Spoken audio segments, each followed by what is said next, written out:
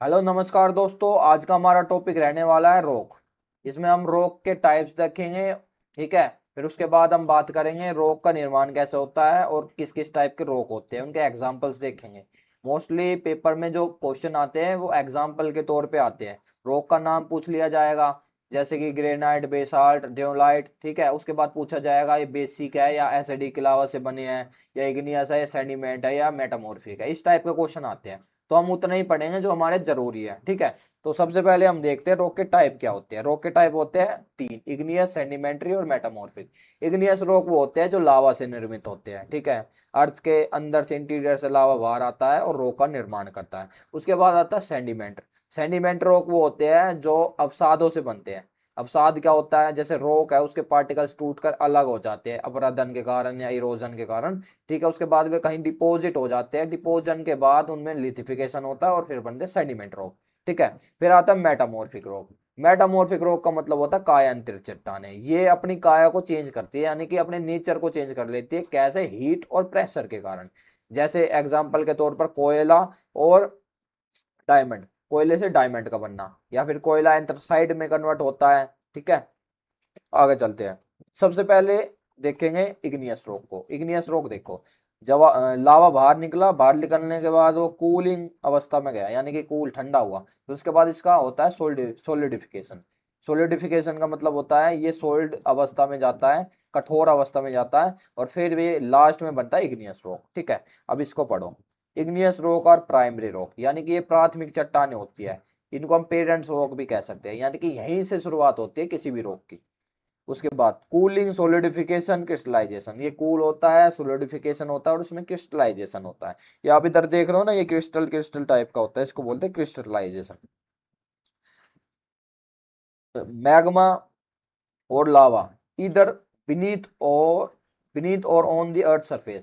यानी ये जो लावा होता है ना, ये अर्थ के अंदर भी जमा होता है, अर्थ के बाहर भी जमा होता है। कहने का मतलब इतना सा है, टू टाइप्स के होते हैं इग्नियस रॉक। एक होते हैं बेसाल्ट, दूसरा होता है ग्रेनाइट। बेसाल्ट जो होता है ना, ये अर्थ के बाहर ठंडा होता है। जिस लावा की विस्कोसिटी कम होती है वो इजीली बाहर आ जाता है। ठीक है। बाहर आने के बाद वो अर्थ के सरफेस पे फैलता है, वो शिल्ड ज्वालामुखी बनाता है। ठीक है। और इसी टाइप का जो लावा है वो बनाता है बेसाल्ट रॉक। इसमें मेटल की मात्रा अधिक होती है क्योंकि ये प्योर फॉर्म का लावा होता है। बट जब इंट्रूसिव लैंड फॉर्म की बात करते हैं, यानी कि वो वाला लावा जो अर्थ के अंदर ठंडा होता है, ये ऐसा क्यों करता है? क्योंकि इसकी विस्कोसिटी यानी कि गाढ़ापन कम होता है। ये इजिली अर्थ के बाहर नहीं आ पाता गाढ़ेपन के कारण। तो ये जहां इसको अर्थ के अंदर इंटीरियर में स्पेस मिलती है, वहां ठंडा हो जाता है। और जब ये अंदर ठंडा होगा तो इसमें टाइम लगेगा। क्यों? क्योंकि ये अर्थ के सरफेस पे विंड और टेम्परेचर के कारण, टेम्परेचर में डिफरेंस के कारण वह जल्दी ठंडा हो जाता लावा। पर जो अर्थ के अंदर हो रहा है, ये कौन सा वाला? इंट्रूसिव वाला, यानी कि एसिडिक लावा। तो ये टाइम लेगा, जब ये टाइम लेगा तो ये क्रिस्टल बनाएगा, तो इसी को हम कहेंगे ग्रेनाइट। ठीक है। अब आगे चलते हैं। देखो, intrusive rock are two major types rock. ठीक है। टू मेजर होते हैं, एक होते ग्रेनाइट, दूसरा होता है बेसाल्ट। ग्रेनाइट कौन सा था? जो अर्थ के अंदर लावा ठंडा हो रहा था। बेसाल्ट कौन सा? जो अर्थ के बाहर आकर लावा ठंडा होता है। ठीक है। अब granite is formed by slow cooling. Granite क्या करता है? स्लो कूलिंग होता है। वही वाली बात है जो मैं बता चुका हूँ। ठीक है। आगे चलते हैं। अब देखते हैं इसमें इसकी क्या विशेषता है, किसकी? Igneous rock. इग्नियस रॉक में लेयर्स, इग्नियस रॉक में फोसिल्स नहीं मिलते। क्यों? क्योंकि ये बनता लावा से। लावा सभी फोसिल्स को जला देता है, इसमें लाइफ के रिमेन्स भी नहीं मिलेंगे। क्यों नहीं मिलेंगे? क्योंकि जैसे ये फोसिल्स को जला देता है तो लाइफ के जो रिमेन्स है उनको भी जला देता है। Rich in metallic minerals. अब रिच मेटल मिनरल्स क्यों होते हैं? क्योंकि ये जो लावा है ये अर्थ के अंदर से, इंटीरियर से आता है, उस एरिया से आता है जहां मेटल हैवी, यानी कि हैवी मेटल भारी मात्रा में पाई जाती है। ठीक है। अब इसमें लेयर्स नहीं होती। लावा जो होता है वो लेयर्स नहीं बनाता, क्योंकि लेयर्स बनती है सेडिमेंट से। इसके अंदर सेडिमेंट्स नहीं पाया जाता, फोसिल्स भी नहीं है और रिमेन्स भी नहीं है। तो जब ये चीजें नहीं होगी तो लेयर्स भी नहीं बनेगी। ये अपने नेचर में होता है हार्ड। ठीक है। अब ये बनाता है क्रिस्टल। क्रिस्टल क्यों बनाता है? क्योंकि ये देर में ठंडा होता है। वहीं दूसरी तरफ जाए हम उसकी बेसाल्ट लावा की, तो बेसाल्ट लावा में क्या होता है? क्रिस्टल नहीं बनते। वो होता है, जैसे हम देखते हैं डेक्कन के प्लेट, डेक्कन के जो पठार है, डेक्कन प्लेट्यू है, उनमें हमें जो रॉक देखने को मिलेगा वो बेसाल्ट वाला मिलेगा। ठीक है। आगे चलते हैं। अब देखो, अब क्लासिफिकेशन करेंगे हम किसकी? इग्नियस रॉक की। केमिकली कंपोजिशन पर। केमिकली कंपोजिशन का मतलब उसमें कौन सा लावा, यानी कि वो किस लावा से बनता है। एक होता है एसिडिक लावा, एक होता है बेसिक लावा, यानी कि दो टाइप्स के लावा होते हैं जिनसे इग्नियस रॉक बन सकता है, एसिडिक लावा और बेसिक लावा। एसिडिक के बारे में मैंने क्या बताया था, एसिडिक वो लावा था जिसकी विस्कोसिटी अधिक थी, यानी कि गाढ़ापन ज्यादा था। ठीक है, ये वहां से निकलता है जहां एक प्लेट दूसरी प्लेट से सबडक्ट होती है, ऐसे टकराती है, तो एक प्लेट ऐसे धस जाती है। जो धसने वाली प्लेट है ये एस्थेनोस्फीयर में जाके विसंगति करती है, यानी कि मिलावट करती है किसका, सिलिका का। तो जो प्योर लावा है उसमें सिलिका की मात्रा अधिक हो जाती है। ठीक है, फिर दरार से जब यही वाला लावा बाहर आता है तो ये एसिडिक फॉर्म में बाहर आता है, इसी को बोलते हैं हम एसिडिक लावा। तो ये बनाता है ग्रेनाइट। क्यों, क्योंकि ये जो लावा होता है ये गाढ़ा अधिक होता है और बाहर नहीं आ पाता, अर्थ के अंदर स्पेस देखकर वहां इकट्ठा हो जाता है और ठंडा होता है। ठीक, फिर जब हम बेसिक लावा की बात करते हैं, बेसिक लावा वहां से निकलता है जहां एक प्लेट दूसरी प्लेट से ऐसे अलग होती है, यानी कि डाइवर्जन जोन में। यहाँ क्या होता है, यहाँ डायरेक्ट प्योर अर्थ के इंटीरियर से लावा बाहर आता है। जब ये लावा बाहर आता है तो ये प्योर फॉर्म में होता है, इसीलिए इसकी विस्कोसिटी यानी कि गाढ़ापन कम होगा और ये फैलाव करेगा दूर तक। ये लावा बनाएगा बेसाल्ट रॉक। ठीक है, क्या बनाएगा, बेसाल्ट रॉक। आगे चलते हैं। अब प्लेस के आधार पर भी हम इनको क्लासिफाई कर सकते हैं, जैसे कि इंट्रूसिव और एक्सट्रूसिव। इंट्रूसिव एक्सट्रूसिव वही वाली बात है, इंट्रूसिव का मतलब अर्थ के अंदर ठंडा होना, एक्सट्रूसिव का मतलब अर्थ के बाहर ठंडा होना। ठीक है, आगे चलते हैं। ये देखो, ये एसिडिक का, ये बेसिक लावा का, इनकी कुछ वो दे रखी है विशेषता है जो मैं पहले ही बता चुका हूं। जैसे कि एसिडिक लावा में क्या है, सिलिका का कंटेंट ज्यादा है। ठीक है, उसके बाद ये थिक ज्यादा है और हाईली विस्कोसिटी, यानी कि ये विस्कोसिटी गाढ़ापन इसमें ज्यादा है। इसका जो फ्लो है लावा का, किसका, एसिडिक लावा का, ये बहुत स्लो है क्योंकि गाढ़ा लावा दूर तक नहीं जा पाता। अब ये क्या बनाता है, ग्रेनाइट, रियोलाइट। ठीक है, इस टाइप की आकृतियों का निर्माण करता है। अब ये जो बेसिक लावा है, बेसिक लावा में सिलिका कम होती है, क्यों, प्योर लावा है। और सिलिका कम है तो क्या ज्यादा होगा, इसमें मेटल की मात्रा ज्यादा होगी। थिन होता पतला, ये था थिक गाढ़ा, ये होता थिन।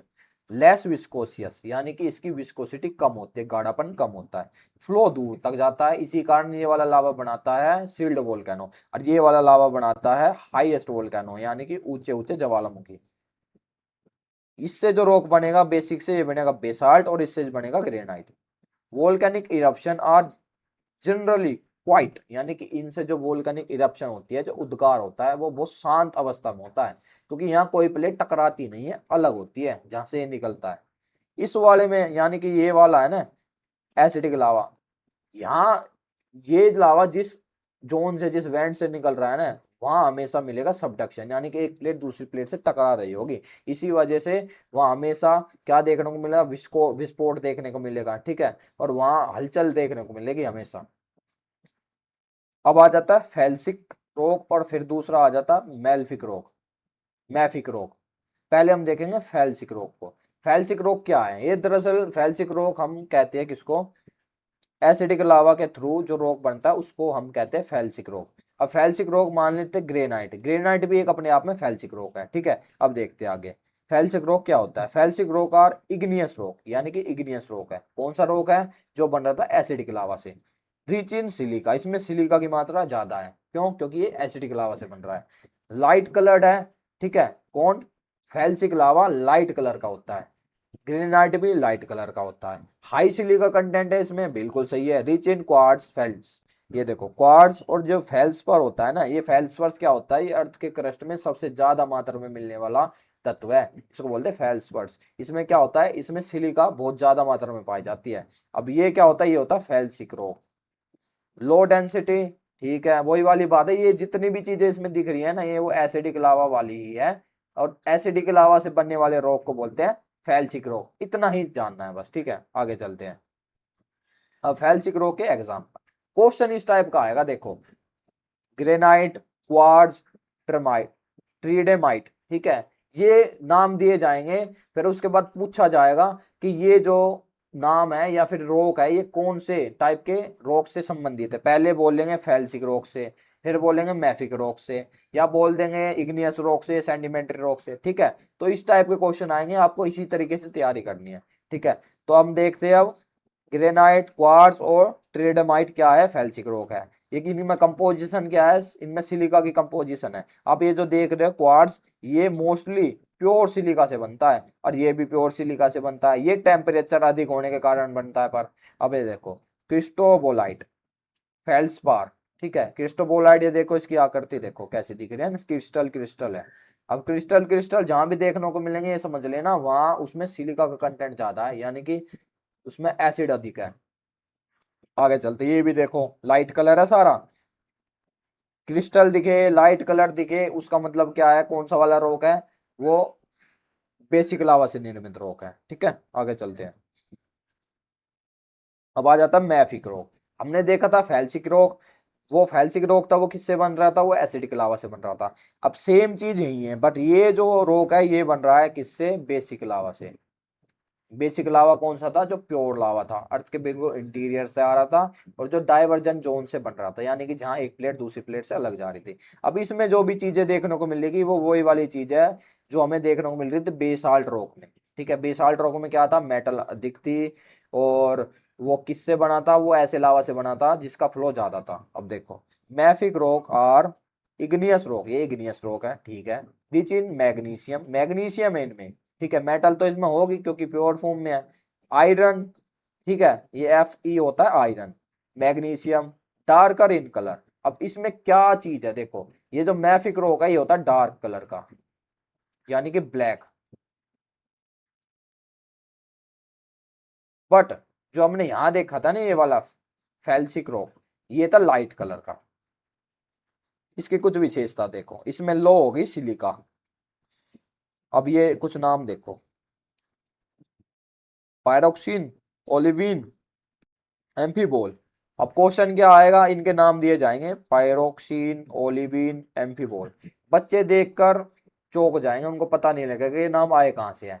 तो जिसने ये क्लास देखी है वो तो समझ जाएगा कि ये क्या है, मैफिक रॉक्स है। ठीक है, मैफिक रॉक क्या होते हैं, जो रॉक बेसिक लावा से बनते हैं। क्वेश्चन पूछा जाएगा पायरोक्सिन, ओलिविन और एम्फीबिन सेडिमेंट्री रॉक है, इग्नियस रॉक है या मेटामॉर्फिक रॉक है, तो क्या बताना है, इग्नियस रॉक है। और इग्नियस रॉक में कौन से रॉक है, मैफिक रॉक है। मैफिक रॉक कौन से होते हैं, जो एसिडिक, जो एसिड से नहीं, जो बेसिक लावा से बनते हैं। बेसिक लावा कौन सा होता है, जिसका फ्लो ज्यादा होता है, जो प्योर लावा होता है, जिसमें मेटल अधिक होता है, सिलिका कम होती है। ठीक है, आगे चलते हैं। डार्क कलर होगा जैसे कि black, dark green, grey. Higher density, यानी इनकी डेंसिटी हाई होगी। डेंसिटी तो हाई होगी, क्यों, क्योंकि इसमें मेटल है। और वहां सिलिका थी, सिलिका क्या थी, एसिड, एसिड जहां होगा वहां डेंसिटी कम होगी। और जहां सिलिका की जगह मेटल होगा वहां डेंसिटी अधिक होगी। अब आगे चलते हैं, देखो रैपिड कूलिंग, जल्दी ठंडा होगा, क्यों, क्योंकि ये अर्थ के बाहर आके ठंडा होता है। और देखो मैफिक रॉक के कुछ एग्जांपल देखो, बेसाल्ट, गैब्रो, डायाबेस। ठीक है, अब देखो इनका स्ट्रक्चर कैसा, डार्क कलर है पूरा का पूरा। ठीक है, आगे चलते हैं, और एग्जांपल देखो, पेरिडोलाइट, पिलो बेसाल्ट। ये जो पिलो बेसाल्ट है इसका देखो स्ट्रक्चर देखो, पिलो का जैसा है। ठीक है, ऑब्सिडियन, मैफिक ग्लास, ये जितने भी एग्जांपल है किसके एग्जांपल है, ये है मैफिक रॉक के। मैफिक का मतलब होता है वो रॉक जो बन रहा है बेसिक लावा से, जिससे बेसाल्ट भी बनता है।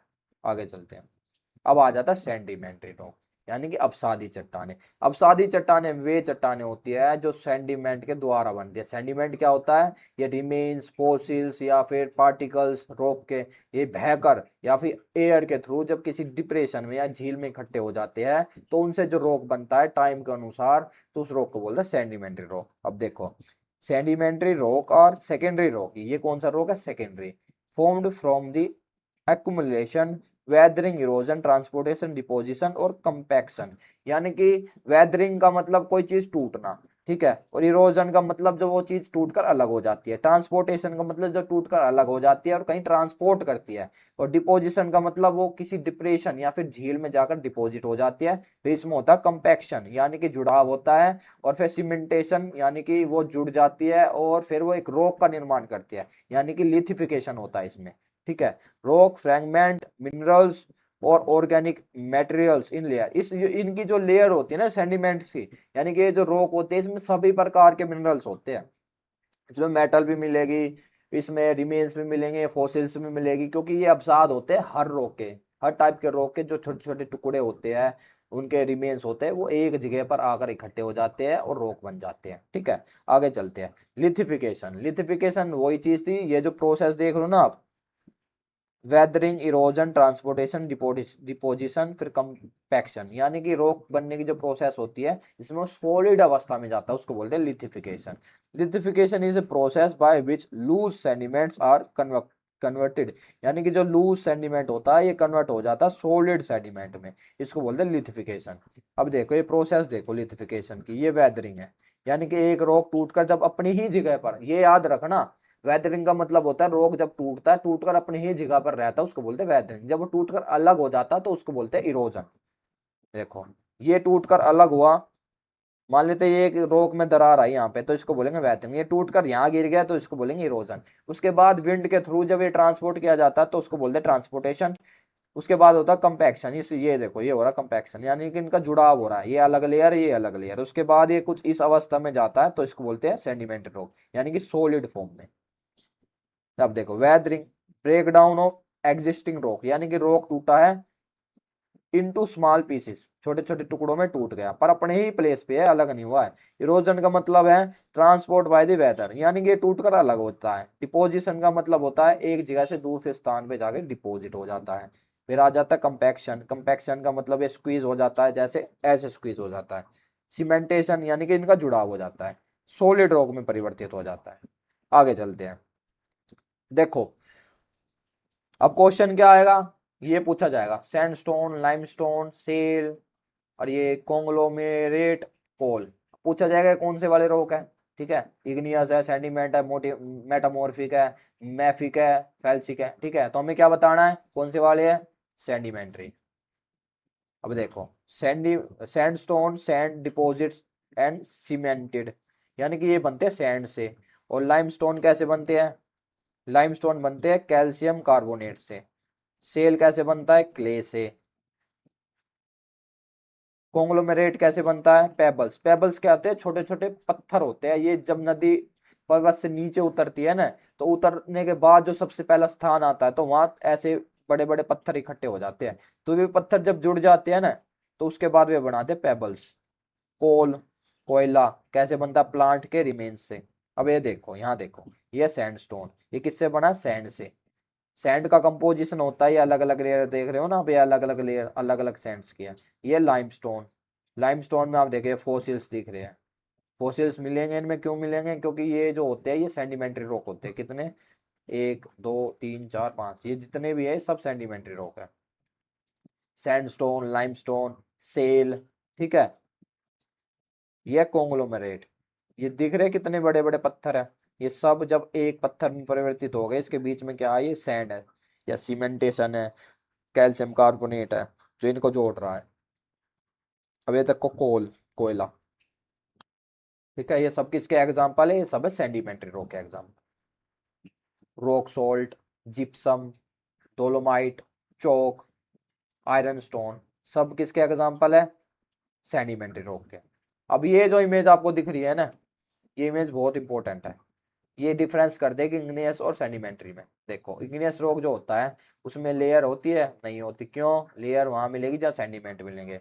सेडिमेंट्री में लेयर होती है क्योंकि सेडिमेंट होते हैं किस किस के, फोसिल्स के, रिमेन्स के, आयरन के, सिलिका के, सब के रिमेन्स पाए जाते हैं यहाँ। अब ये देखो फोसिल्स मिलेंगे, नहीं मिलेंगे, क्यों, क्योंकि इग्नियस रॉक किससे बनता है, लावा से, ये इनको जला देगा। सेडिमेंट मिलेंगे, बिल्कुल मिलेंगे, क्यों मिलेंगे सेडिमेंट, सॉरी फोसिल्स मिलेंगे सेडिमेंट्री रॉक में, हाँ बिल्कुल मिलेंगे। मेटल मिलेगी इग्नियस रॉक में, मिलेगी, क्योंकि ये जो रॉक बनता है लावा से बनता है और लावा अर्थ के इंटीरियर से आता है। और सेडिमेंट्री रॉक में मेटल मिलेगी, नहीं मिलेगी, इसमें डायरेक्टली नहीं मिलेगी, ऐसे मिल सकती है जैसे कोई रॉक है, इग्नियस रॉक है, उसके कुछ अवशेष टूट कर बहकर कहीं इकट्ठा हो जाते हैं, ये नहीं कह सकते पूरा का पूरा रॉक है उसमें कंपोजिशन ज्यादा होगी मेटल की, हार्डनेस इसकी ज्यादा होगी इग्नियस रॉक की, सेडिमेंट की कम होगी। आगे चलते हैं।